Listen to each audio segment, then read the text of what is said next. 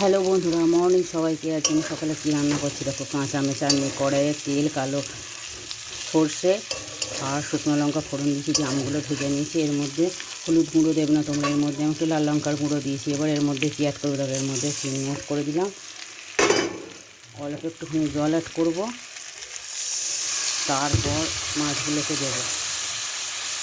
একটা দিদিভাই বলেছিল যে আমের চাটনি রেসিপিটা দেখাতে, তার জন্য এটা আবার নতুন করে বানালাম, সবাইকার জন্য বানালাম। এই দেখো চিনিটা এবার আস্তে আস্তে গলে যাবে, আর একটু জল লাগবে, এর মধ্যে আর একটু জল দেবো।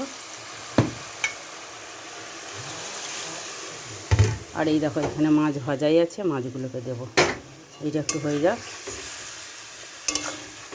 কী সুন্দর কালারটা হয়েছে দেখেছো।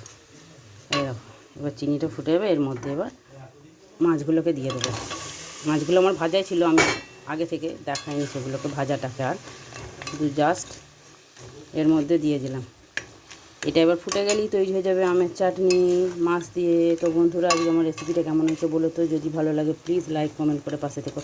আজকের মতো আসলাম, টাটা। তোমরা কে কে বাড়িতে এরকম মাছের টক রেসিপি বানাও আমাকে অবশ্যই জানিও, আর কেমন করে বানাও সেটাও জানিও। যদি ভিডিওটা ভালো লাগে তো লাইক কমেন্ট করো। আজকের মতো আসলাম, টাটা।